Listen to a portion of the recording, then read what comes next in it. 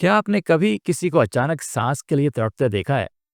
सीना जकड़ा हुआ हो, खांसी रुकने का नाम ना ले रही हो और हर सांस के साथ सीटी जैसी आवाज़ यानी वीजिंग आ रही हो। अक्सर लोग समझते हैं कि ये सिर्फ एलर्जी या सीजनल फ्लू है, लेकिन हकीकत ये है कि ये एज़मा या दमा की अलामत हो सकती है। कमेंट्स में बताएं कि आपने कभी अपने आसपास किसी को एज़मा अटैक होते देखा है। एक बार स्कूल में एक बच्चे को क्रिकेट खेलते वक्त अचानक सांस फूलने लगा। सबको लगा ये स्टैमिना का मसला है, लेकिन जब डॉक्टर के पास ले जाया गया तो पता चला कि ये एक्सरसाइज इंड्यूस्ड एज़मा है या एक्सरसाइज की वजह से होने वाला एज़मा। अब एज़मा क्या है? एज़मा एक क्रॉनिक रेस्पिरेटरी डिजीज़ है। इसमें एयरवेज या सांस की नालियाँ तंग हो जाती हैं और उनमें इन्फ्लेमेशन, सूजन आ जाती है और म्यूकस ज़्यादा बनने लगता है। नतीजा ये होता है कि पेशेंट को सांस लेने में दुश्वारी होती है।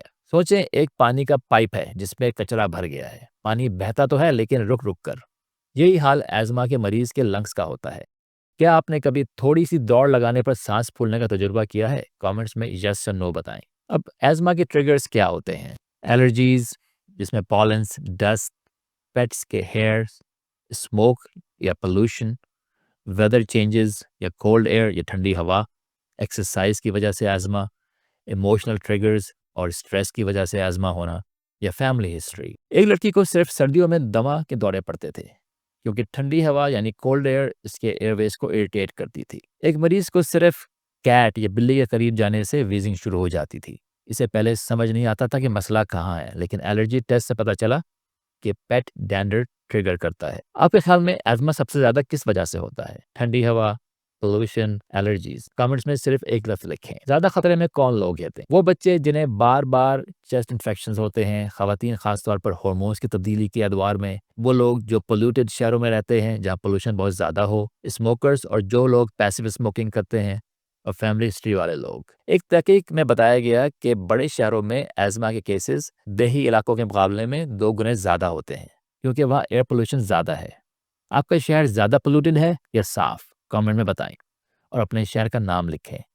अब एज़मा के सिम्पटम्स क्या हैं? अलामात क्या होती हैं? डे टाइम के क्या सिम्पटम्स हैं? शॉर्टनेस ऑफ ब्रेथ जिसमें सांस का फूलना, चेस्ट टाइटनेस, सीना जकड़ जाना। नाइट टाइम के सिम्पटम्स क्या हैं? रात को ज़्यादा खांसी आना, सुबह के वक्त ब्रेथलेसनेस या वीजिंग होना और एक्सरसाइज इंड्यूस यानी खेल या दौड़ के दौरान सांस रुक जाना या वीजिंग बढ़ जाना। अब इसके जनरल सिम्पटम्स या अलामात क्या हैं?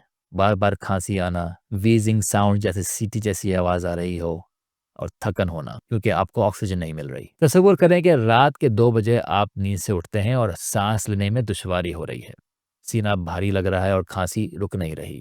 ये क्लासिक एज़मा अटैक है। क्या आपको भी कभी रात को खांसी या सांस की तकलीफ ने जगाया है? यस या नो में जवाब दें। अब एज़मा की कॉम्प्लिकेशंस को इग्नोर किया जाए तो क्या होता है?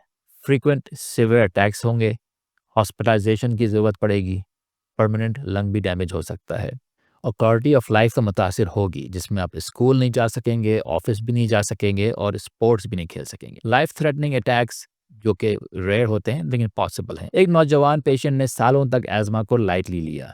एक दिन शदीद अटैक हुआ और पेशेंट आईसीयू में एडमिट हो गया। इस वक्त पता चला कि एज़मा को इग्नोर करना कितना खतरनाक है। उसको वेंटिलेटर पर रखना पड़ा और उसके मुंह में एक ट्यूब डालना पड़ा जिसकी वजह से वो ब्रीथ कर रहा था जब तक कि ये अटैक खत्म नहीं हो गया। क्या आपके ख्याल में एज़मा को लाइटली लेना चाहिए या नहीं? ये एक सीरियस डिजीज़ है या नहीं? कमेंट्स में अपनी राय बताएं। अब एज़मा की तशखीस या डायग्नोसिस कैसे होता है? डॉक्टर पेशेंट की हिस्ट्री लेता है, एक स्पेरोमेट्री टेस्ट किया जाता है लंग्स की ब्रीदिंग कैपेसिटी के लिए, पीक फ्लो मीटर रोज़ाना मॉनिटरिंग के लिए, एलर्जी टेस्ट करने पड़ते हैं ट्रिगर्स को आइडेंटिफाई करने के लिए। ये बिल्कुल ऐसे है जैसे गाड़ी के इंजन का टेस्ट किया जाए कि वो कितना एयर फ्यूल ले सकता है।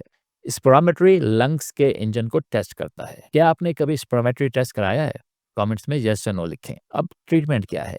क्विक रिलीफ के लिए रेस्क्यू इनहेलर जिसे एल्बीट्रॉल इनहेलर कहते हैं फौरन एयरवेज को खोल देता है। इसको आप 2 पफ्स 3 से 4 दफ़ा दिन में ले सकते हैं। लॉन्ग टर्म कंट्रोल के लिए स्टेरॉयड इनहेलर्स होते हैं जो इन्फ्लेमेशन कम करते हैं। डेली प्रिवेंटिव मेडिकेशंस होती हैं।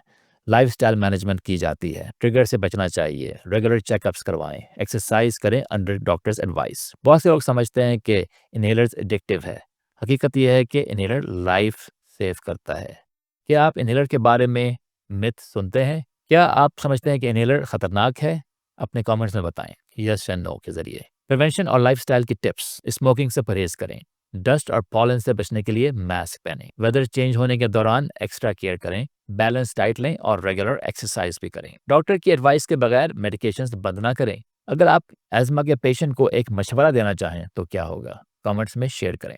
एज़मा एक आम बीमारी है, लेकिन इसे इग्नोर करना खतरनाक है। ये मुकम्मल क्योर नहीं होता, लेकिन सही मेडिकेशंस और लाइफस्टाइल के साथ कंट्रोल किया जा सकता है।